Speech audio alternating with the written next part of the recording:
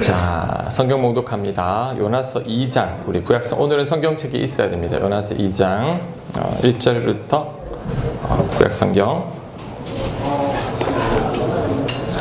1288쪽입니다. 1288쪽 요나서 2장. 자, 1절, 2절 말씀, 우리 두 절이니까 우리 같이 한번 읽도록 하겠습니다. 시작. 요나가 물고기 뱃속에서 그의 하나님 여호와께 기도하여 이르되 내가 받는 고난으로 말미암아 여호와께 불러 아뢰었더니 주께서 내게 대답하셨고 내가 소울의 뱃속에서 부르시졌더니 주께서 내 음성을 들으셨나이다. 아멘. 자, 지난주에 우리 요나에 이어서 다시 살펴보도록 하는데, 하나님께서 요나한테 니느웨에서 가서 심판을 전하라고 그랬죠. 근데 요나는 말을 안 듣습니다. 왜냐하면 이 니느웨 사람들이 너무 원수 같은 사람들이었기 때문이죠. 그래서 반대쪽으로 가는데 풍랑을 만납니다. 그때라도 요나가 회개하고 돌이켰으면 이 풍랑이 그쳤을 텐데 요나는 끝까지 안 돌이키죠. 그래서 풍랑이 더 거세졌을 때 요나가 이제 죽음을 선택합니다. 요나는 이렇게 생각한 것 같아요. 죽음은 끝이야. 나는 저 원수 같은 니느웨 사람들한테 절대 가지 않을 거야 라고 생각하고 물에 빠졌습니다. 자, 그런데 어떤 일이 벌어졌냐면 그만 물고기 뱃속에 먹힙니다. 어떤 분이 이런 말을 해요. 어떻게 사람이 물고기 뱃속에 먹히느냐. 그런데 우리 1927년에 어떤 사람이 향유고래에 한번 먹힌 적이 있다고 합니다. 실제로 어부들이 고래를 잡았는데 그 배를 가르니까 안에서 사람이 나온 거예요. 실제로. 근데 그분은 이제 화상을 좀 입었습니다. 왜? 그 고래의 위액 때문에 화상을 좀 입었고 머리가 많이 벗겨졌다고. 그래서 그 산 때문에. 그 외에는 아주 건강했다고 합니다. 지금 요나가 이제 그 지경이 된 거죠. 그래서 여러분, 이 요나를 생각할 때 어릴 때 피노키오 저 동화를 생각을 했었어요. 우리 피노키오 보면 이제 고래한테 잡아먹히잖아요. 그러면 이제 뗏목 위에서 뭐 호롱불 켜놓고 거기서 막 그 바느질도 하고 뭐 그러는 건데 그게 아니에요. 요나는 깜깜한 곳, 산소도 없는 곳, 냄새 나는 곳, 비린내, 생선 썩은 내, 그 다음 이 위에게 막 진 눌려가지고 한 3일을 고생을 합니다. 이제 그때 요나가 정신을 차리기 시작합니다. 하나님이 택한 백성은 죽는 것도 내 마음대로 안 됩니다. 자, 3절 말씀 제가 봅니다. 주께서 나를 깊음 속 바닷 가운데 던졌으므로 큰 물이 나를 둘렀고 주의 파도와 큰 물결이 다 내 위에 넘쳤나이다. 막 이 물로 인해 고생을 하고 있는 거죠.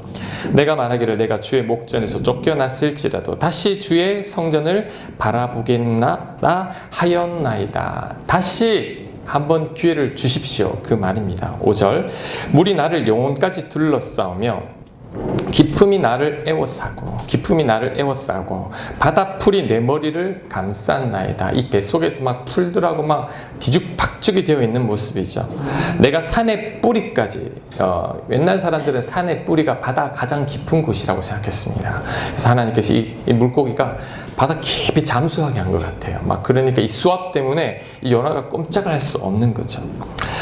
땅이 그 빗장으로 나를 오랫동안 막았사오니 나의 하나님 여호와여 주께서 내 생명을 구덩이에서 건지셨나이다. 이 와중에 이제 물고기를 통해서 그를 건져내서 그를 이제 변화시키는 것입니다. 죽음은 끝일 줄 알았는데 이제 죽음보다 더한 고통이 기다리고 있었습니다. 그는 이제 지옥 같은 그 물고기 뱃속에서 고생을 하게 되는 거죠. 자, 그랬더니 요나가 드디어 하나님을 찾기 시작합니다. 자, 우리 7절부터 10절까지는 우리 같이 교독하겠습니다.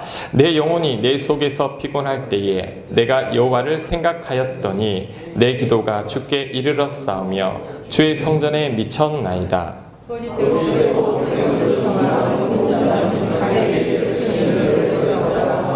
나는 감사하는 목소리로 주께 제사를 드리며 나의 서원을 주께 갚겠나이다. 구원은 여호와께 속하였나이다 하니라.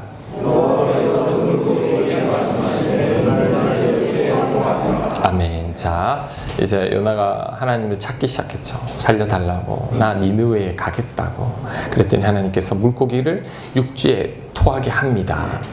자, 여러분 저를 한번 보십시오. 제가 질문을 하겠습니다. 요나가 물고기 뱃속에서 기도를 하고 회개를 하고 돌이켰는데, 자, 이것이 그의 진심일까요? 아니면 너무 두려워서 어쩔 수 없이 강압적으로 회개를 한 것일까요? 어떻다고 생각합니까? 후자입니다. 억지로 회개했습니다. 자, 그래서 목사님은 어떻게 알아요? 자, 3장 1절 한번 보겠습니다. 여호와의 말씀이 두 번째로 요나에게 임하니라. 이르시되 일어나 저 큰 성읍 니느웨로 가서 내가 내게 명한 바를 그들에게 선포하라 하신지라. 요나가 여호와의 말씀대로 일어나서 니느웨로 가니라. 니느웨는 사흘 동안 걸을 만큼 하나님 앞에 큰 성읍이더라. 요나가 그 성읍에 들어가서 하루 동안 다니며 외쳐 이르되 40일이 지나면 니느웨가 무너지리라 하였더니. 자, 지금 이 니느웨 성은 굉장히 커요. 3일을 다녀야 돼요. 근데 요나는 어떻게 했느냐? 하루만 다니는 겁니다.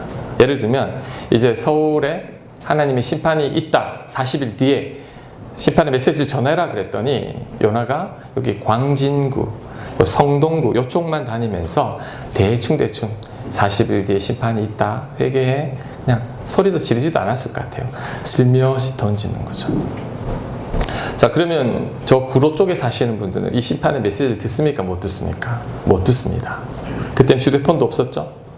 버스도 없었거든요. 대충 그냥 억지로 순종한 것입니다. 그러니까 지금 이 요나가 화장실 들어갈 때와 나올 때 기분이 다르잖아요. 지금 그거예요. 뱃속에 있을 때는 너무 힘들어가지고 살려주세요 했는데 막상 살려주고 나니까 다시 불순종하기 시작합니다. 싫어. 나는 저쪽에 가서 회개하라는 말 다 하기 싫어. 하루만 돌아다니는 거죠. 자, 그런데 자, 놀라운 것은 이 회개의 메시지를 들은 자, 니느웨 성 사람들의 반응입니다. 자, 우리 5절부터 10절까지 우리 다시 교독합니다. 니느웨 사람들이 하나님을 믿고 금식을 선포하고 높고 낮은 자를 막론하고 굵은 배 옷을 입은지라.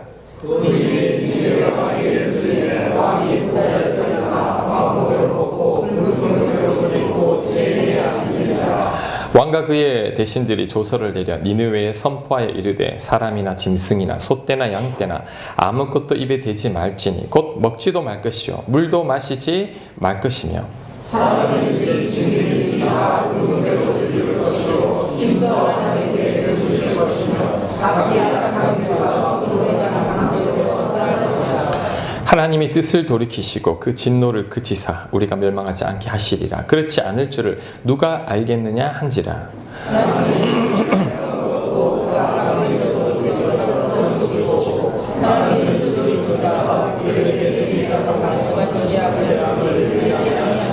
아멘. 자, 큰일 났습니다. 왜? 최악의 상황이 발생했습니다. 요나가 정말 원치 않았던 상황. 그게 뭐죠? 니느웨 백성들이 혹 회개하고 돌이키면 어떡하나 걱정을 했는데, 자, 요나는 대충 하나님 말씀을 전했는데 니느웨 사람들은 금식하고 회개하고 난리가 났습니다. 하나님께서 그 모습을 보고 그들의 모든 죄를 다 용서해 주신 거예요. 자, 여러분, 요나의 기분이 어떨 것 같아요? 화나죠. 이때까지 참고 있었더니 이제 분노가 터지기 시작합니다. 자, 4장 1절 말씀. 요나가 매우 싫어하고 성내며 여호와께 기도하여 이르되 여호와여 내가 고국에 있을 때에 이러하겠다고 말씀하지 아니하였나이까. 그러므로 내가 빨리 다시스로 도망하였사오니. 자, 무슨 말이죠? 그럴 줄 알았습니다. 하나님, 내가 이럴 줄 알고 내가 니느웨에 가지 않으려고 했는데 하나님이 그 원수 같은 니느웨 사람들을 용서하다니 어떻게 이럴 수가 있습니까? 화가 난 거죠. 자, 그 다음 구절은 하나님을 찬양하는 것 같은데 이게 찬양이 아닙니다. 하나님을 빈정대고 있는 거죠. 자, 주께서는 은혜로우시며 자비로우시며 노하기를 더디하시며 이내가 크시사 뜻을 돌이켜 재앙을 내리지 아니하시는 하나님인 줄을 내가 알았음이니이다. 자, 이것을 그냥 밋밋하게 읽으면 재미가 없는데 화를 내면서 읽어야 됩니다. 이렇게 생각하면 돼요.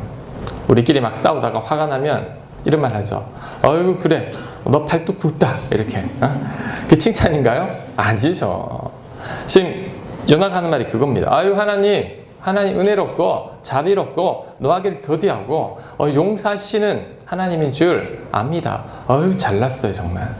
하나님 잘났어요. 뭘 그렇게 용서하기를 좋아한다고 그렇게 막 설치시나요? 하나님께 화를 막 내는 겁니다. 자, 그리고 그의 속마음이 이제 3절에 드러납니다. 3절에 우리 같이 한번 읽겠습니다. 시작. 여호와여 원하건대 이제 내 생명을 거두어 가소서. 사는 것보다 죽는 것이 내게 나음이니이다 하니. 자, 무슨 말이죠? 죽이십시오. 나는 이 니느웨 사람들 잘 되는 것은 죽어도 못 보겠습니다. 차라리 나를 죽이십시오. 옛날에 바다에 던질 때 그냥 죽이시지 왜 나한테 이 험악한 꼴을 보게 합니까? 화를 내면서 이제 하나님 앞에 죽여달라고 그가 이야기를 하는 것입니다. 자, 여러분, 이제 1장에서 이 요나가 회피하던 분노가 여기서 터지기 시작한 거죠. 하나님 앞에. 그러면 이 물고기 뱃속에서 요나의 회개는 진심일까요? 아니죠. 억지로, 무서워서, 하나님이 너무 두려워서 그가 회개는 했지만 요나는 이제 하나님 앞에 화가 나가지고 나를 죽이라고, 하나님 잘났다고 막 이렇게 대들고 있는 것입니다. 자, 저를 한번 보십시오. 그런데 이 요나의 모습을 보면서 우리들에게도 이런 모습이 있다는 것을 알아야 합니다. 많은 교인들을 만나면서 제가 느끼는 것은 두려움 때문에 하나님 믿는 분들이 많다라는 거죠. 주일에 교회 빠지면 벌 받을 것 같고, 뭔가 잘못된 일이 벌어지면 하나님께 벌 받았다라고 생각합니다. 어떤 분은 애가 감기가 걸려도 아유, 쟤 때문에 그래요. 가벼운 접촉 사고가 나도 아이고, 제가 잘못한 게 많아서 그렇습니다. 자, 이것은 하나님을 심각하게 오해하는 겁니다. 우리 하나님 이런 분이 아니죠. 또한 두려움 때문에 교회 봉사 열심히 하시는 분들이 있습니다. 이런 분들은 열심히 해야지만 하나님께서 복을 주고 봉사하지 않으면 왠지 불안합니다. 왠지 뭔 일이 생길 것 같은 두려움에 떨기도 합니다. 자, 이것도 두려움으로 인해서 하나님을 오해하는 것과 마찬가지죠. 어떤 분은 매일 성경 1시간 읽고 매일 새벽기도 1시간 합니다. 그런데 어느 날 늦잠 자거나 바빠서 성경도 못 읽고 기도를 못했어요. 그러면 죄책감에 시달립니다. 하나님 앞에 내가 기도도 하지 않고 성경도 읽지 않고. 보통 다른 분들은 10분도 성경 읽지 않아도 전혀 찔림이 없는데, 자, 이런 분들은 내가 기도하지 않고 성경 읽지 않았으니까 하나님께서 나를 슬퍼할 거야 라고 생각을 한다는 거죠. 이것도 하나님을 심각하게 오해하는 겁니다. 어떤 자매가 있는데 가정 형편이 굉장히 어려워요. 근데 이 자매가 아르바이트를 해서 50만 원을 벌었습니다. 하루 그 고생을 해서 50만 원을 벌었는데 헌금을 30만 원 하시겠다라는 거예요. 왜 이렇게 많이 하는데? 물어보니까 하나님이 30만 원을 해야지만 기뻐할 것 같다라는 거죠. 한 5만 원 하면 하나님께서 별로 기뻐하지 않을 것 같다. 그래서 헌금을 이렇게 많이 한다라고 이야기하는 거죠. 여러분, 하나님이 돈이 없습니까? 그런 게 아니거든요. 그런데 그 하나님을 내가 잘못 오해하고 있고 그 하나님을 두려워하고 있다는 거죠. 여러분 가운데도 내가 좀 잘못하거나 죄를 지으면 하나님께서 여러분을 좀 못마땅한 눈으로 바라보는 것처럼 느껴진다면, 자, 그것도 하나님을 오해하고 있는 것입니다. 교회 일 열심히 하지 않으면 하나님께서 여러분에게 등 돌릴 것 같습니까? 그것도 하나님을 오해하고 있는 거죠. 그런데 이렇게 하나님을 오해하고 하나님을 두려워하는 사람들이 대부분 하나님뿐만 아니라 다른 것들도 두려워합니다. 사람을 두려워합니다. 나에게 어떤 일이 맡겨질 때 그때 두려워하고 불안해합니다. 그래서 하나님을 두려워하는 분들은 이 두려움이, 내 안에 두려움이 더 크고 다른 사람들에 비해서 걱정하지 않아도 될 일, 두려워하지 않아도 될 일들을 더 두려워한다라는 거죠.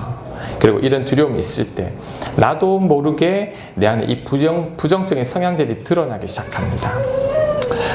두려움 많은 사람들이만에 나타나는 특징이 있어요. 증상이 있습니다. 자, 그것을 한번 제가 7가지를 한번 뽑아봤는데 주부에 있습니다. 자, 첫 번째, 이 두려움이 많으면 요나처럼 잘 분노합니다. 두려운 마음은 상한 감정이에요. 상처 입은 감정입니다. 자, 이것을 건드릴 때 그때 폭발하는 게 분노입니다. 그래서 두려움이 나도 모르게 분노하게 하는 거죠. 이게 특징이죠.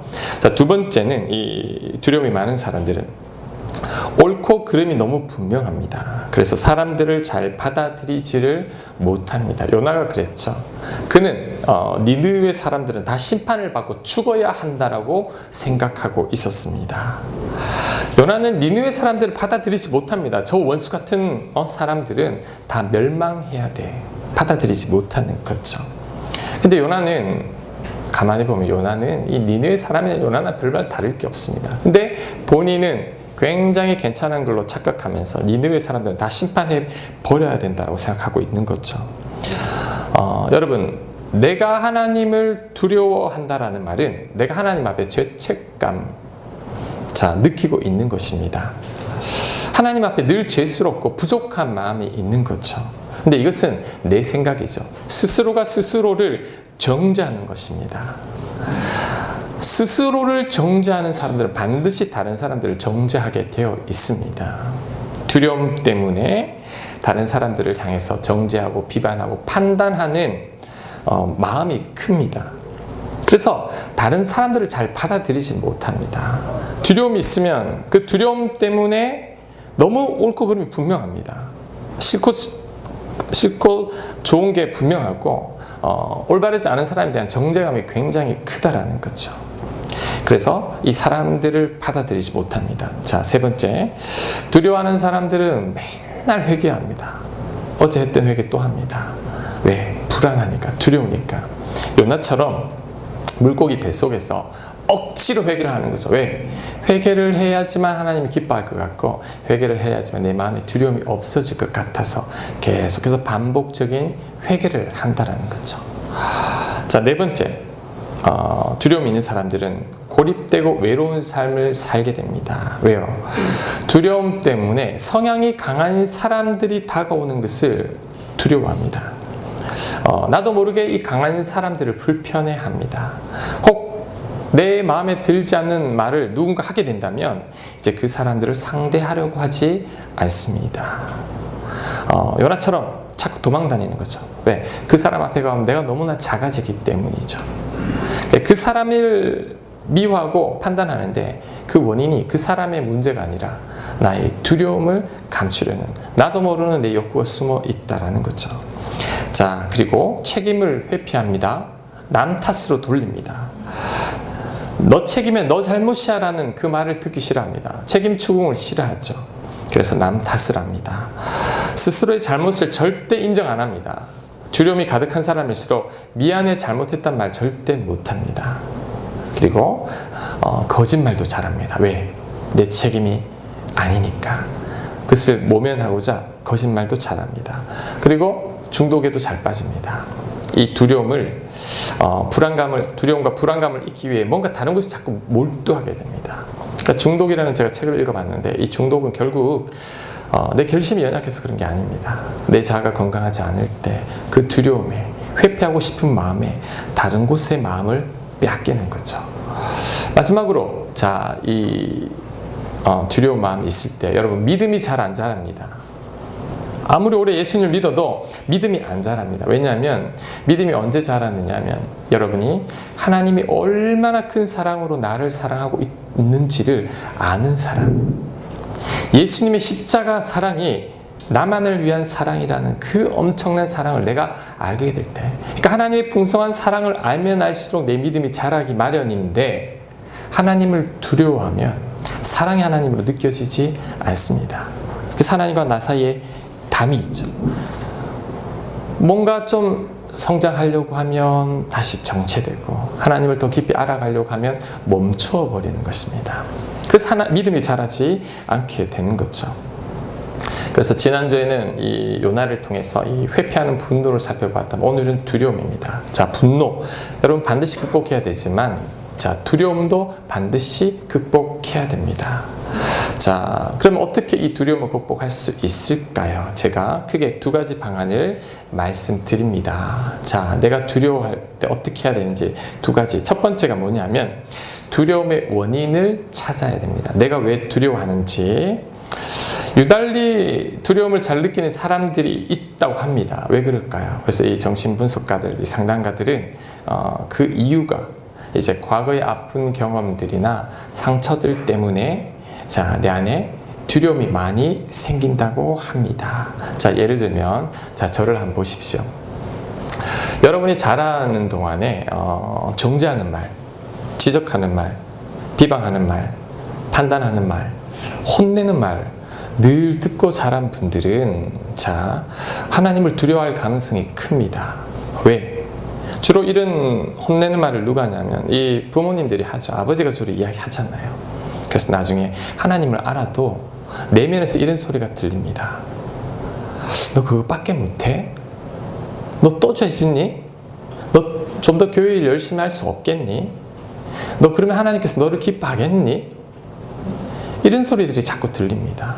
그러니까 이 사랑의 하나님이 아니라 왠지 뒤에서 혼낼 것 같은 그런 마음이 드는 거죠. 그래서 하나님을 두려워합니다. 조금만 잘못해도 용서한다라는 게 안 믿어집니다. 회개하고 또 회개하고 그래도 나를 안 용서해 줄 것 같은 그런 두려운 마음이 있다라는 거죠. 그리고 여러분, 이 가정의 불화 속에서 자란 이 자녀들이 또 두려움이 있다고 합니다. 왜냐하면 이 가정에서 엄마, 아빠는 어린 아이들에게는 하나님과 같은 존재입니다. 그 하나님과 같은 존재가 평안하지 않는 거죠. 그 중에 한 사람이 왠지 나를 떠날 것 같다라는 이 불안감이 내 안에 쭉 내재되어 있으면 나중에 어른이 되어도 왠지 두려운 거죠. 불안하고 내가 왜 이렇게 두려워할까? 왜 이렇게 불안할까? 걱정하게 되는 거죠. 또 그 반대로 지나친 부모의 사랑을 받은 사람들도 두려워한다고 합니다. 왜? 자, 부모님의 지나친 사랑은 이 자녀들에게 이런 암시를 준다고 합니다. 너는 내가 없으면 아무것도 못해. 너 엄마 없이는 아무것도 못해. 넌 내가 있어야 돼. 내가 돌봐줘야 돼. 넌 내가 필요하지. 라는 이 보이지 않는, 들리지 않는 음성을 계속해서 들려주는 거죠. 그래서 이 자녀들이 나중에 어른이 되어도 엄마 아빠가 내 옆에 없으면 불안한 거예요. 두려운 거예요. 그리고 본인이 나중에 또 부모님이 되어도 그 불안함에 자연스럽게 지나친 간섭을 하는 거죠.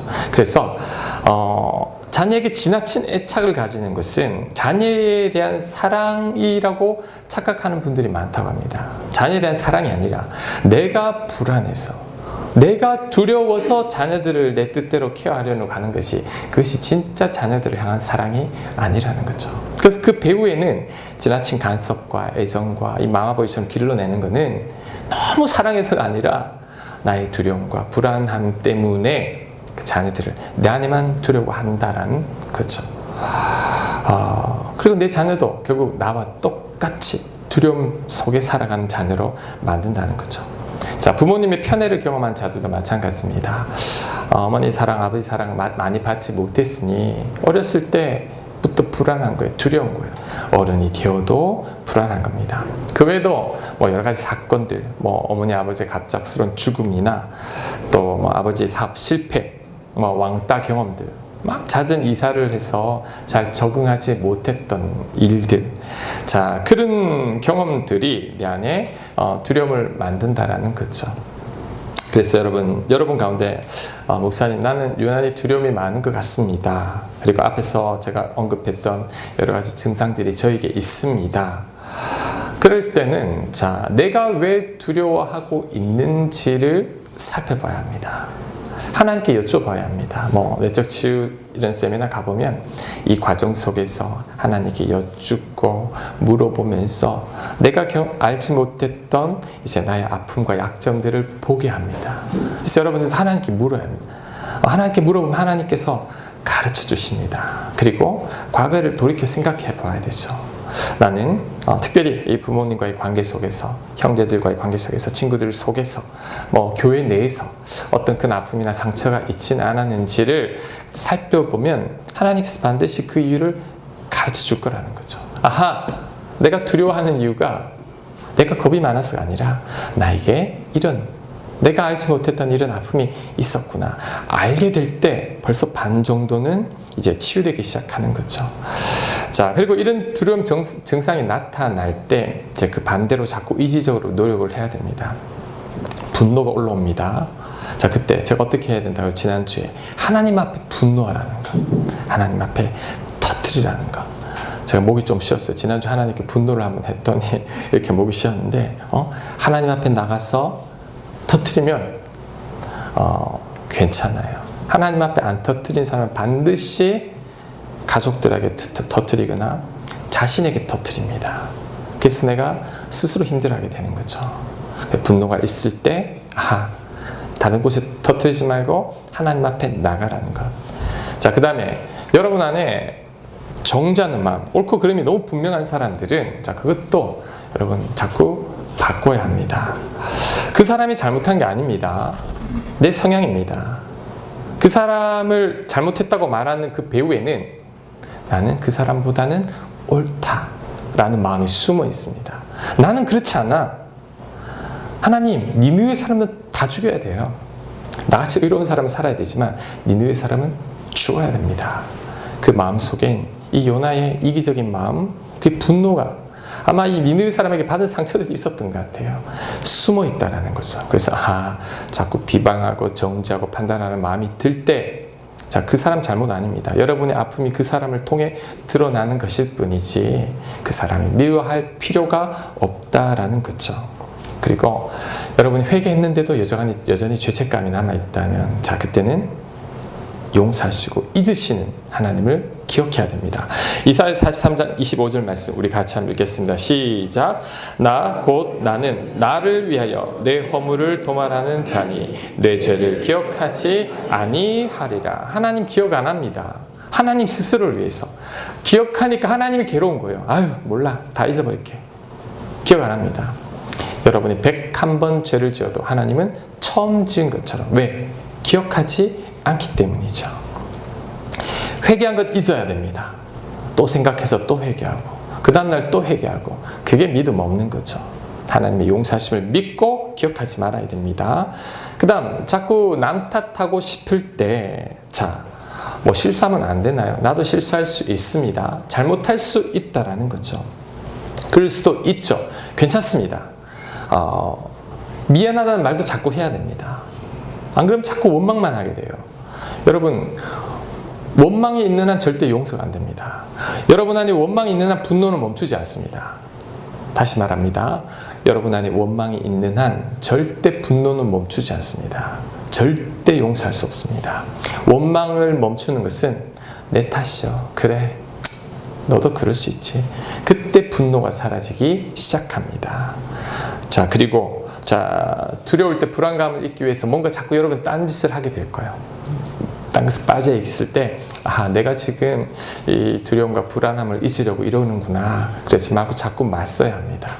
이렇게 자꾸 노력하다 보면 이제 조금씩 극복되기 시작합니다. 그리고 가장 중요한 것, 이게 핵심입니다. 그게 뭐냐면 이 두려움과 불안감을 완전히 잊기 위해서는 내가 하나님의 전폭적인 사랑을 받고 있다는 것이 확실히 믿어져야 됩니다. 이게 핵심입니다. 나를 너무 사랑해서 하나님이 당신의 아들과 여러분을 바꾸었습니다. 이게 믿어져야 되는 거죠. 예수님이 나를 위해 십자가에 못 박히신 것, 나 때문에 그 고통 진짜 믿어져야 됩니다. 머리로만 아는 때는 이 사라지지 않는데 진짜 믿어질 때 그때 두려움이 사라지기 시작합니다. 자, 저는 저희 아버지가 교육장님이셨어요. 교장 선생님, 교감 다 하셨죠. 그러니까 저는 집에 아버지보다는 선생님이 한 분 더 계셨어요. 아주 엄하신 선생님. 정죄, 지적, 그리고 비난, 꾸중, 저희 일상이었습니다. 늘 혼만 났어요, 평생. 그렇게. 그리고 과거에 아주 좋지 않은 경험들도 있었죠. 그러니 이제 제 아내는 아버지는 굉장히 무섭고 엄한 분이었죠. 늦게 하나님을 만났지만 하나님은 참 좋은 분이지만 제 아내는 그래도 두려운 하나님이라는 마음이 있었어요. 제 하나님이 내가 잘못하면 딱 째려보는 것 같고 너 그것밖에 안 돼? 막 이런 느낌이 막 들었어요. 그래서 제가 이 청년 때는 정말 교회 봉사 열심히 했습니다. 진짜 숨 막힐 정도로 했던 것 같아요. 근데 그 배후에는 내가 이렇게 하지만 하나님께서 기뻐하실 것만 같았다라는 거죠. 나중에 신학교 가고 이제 내가 하나님에 대한 이미지가 안 좋구나, 하나님 오해하고 있구나, 제가 그것을 깨닫고 바꿨는데도, 자, 그럼에도 불구하고 저는 이제 사역을 할 때 제 몸이 망가지도록 열심히 사역을 했습니다. 왜? 그러면 하나님이 기뻐하실 것 같았어요. 내가 정말 열심히 하고 정말 죽도록 충성하면, 너 참 대단한 종이구나, 착하구나, 충성스럽구나, 이런 말을 할 것 같았다라는 거죠. 그래서 제 안에는 이 정죄한 마음도 컸었습니다. 우리 같이 동역하는 목사님들 가운데서 좀 농땡이 목사님들이 있으면 왜 저런 목회를 했나, 막 이런 마음들이 가득했죠.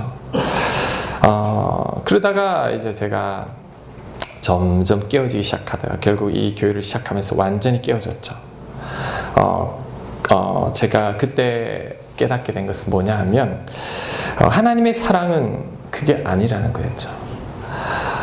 하나님의 사랑은, 그전에는 제가 이 사역에서 성공하고 사역에서 인정받으면 하나님의 칭찬받는 종이라 여겼는데, 하나님의 사랑은 그게 아니라는 거죠. 하나님의 사랑은 나의 목회 성공의 여부와는 상관이 없다라는 거죠. 제가 10명을 목회를 하면 하나님이 너 그거밖에 안 되는구나. 그리고 제가 1000명의 교인을 이끄면 너 충성했다, 잘했다. 이건 저의 생각이었다라는 거죠. 하나님은 나의 노력과 성공과는 관계없이 하나님의 사랑은 변함없다라는 거죠. 내가 목회를 성공하면 하나님이 어이구 착하고 충성된 종아라고 칭찬하고, 내가 그렇지 못하면 너는 그 정도밖에 안 돼? 라고 하는 하나님이 아니었다라는 것입니다. 즉, 내 공로로 하나님의 사랑을 누릴 수도 없고 하나님의 사랑을 줄일 수도 없다라는 것입니다. 왜? 나는 이미 완전한 사랑을 받고 있다라는 것을 하나님께서 가르쳐 주셨습니다.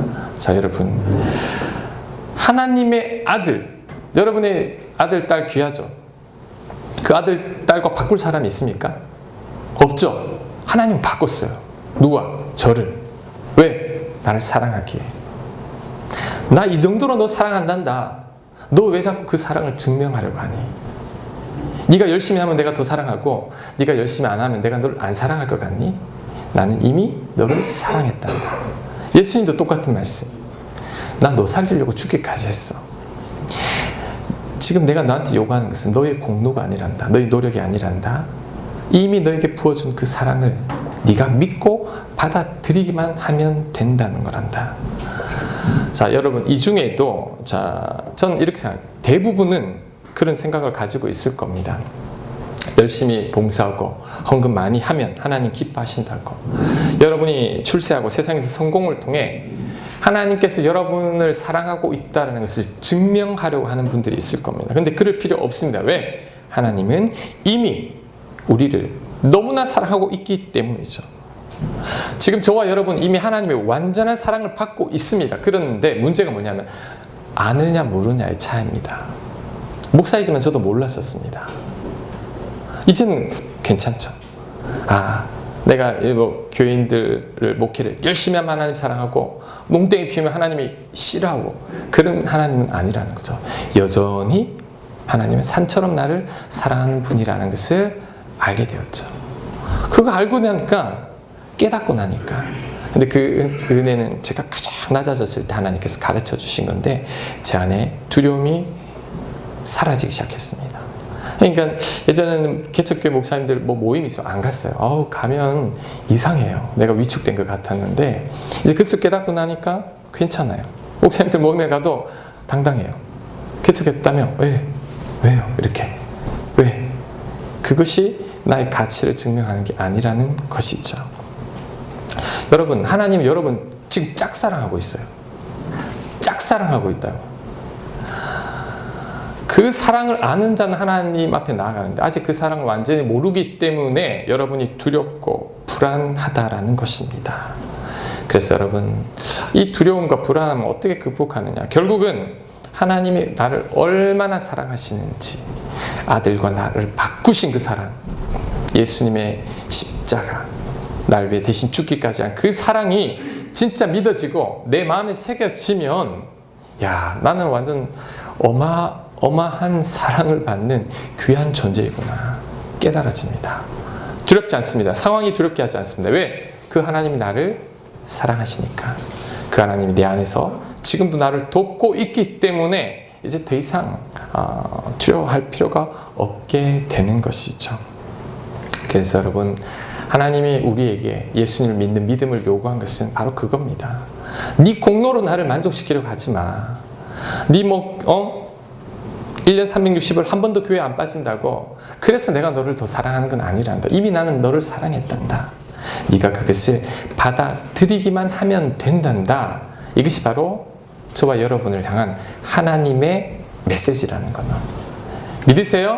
네. 그것만 믿으면 두려울 것이 없다라는 것입니다. 하나님이 이 사랑을 이미 우리에게 보여주셨으니 이제는 그 사랑을 완전히 믿고 사는 저와 여러분들 되시길 간절히 바라겠습니다.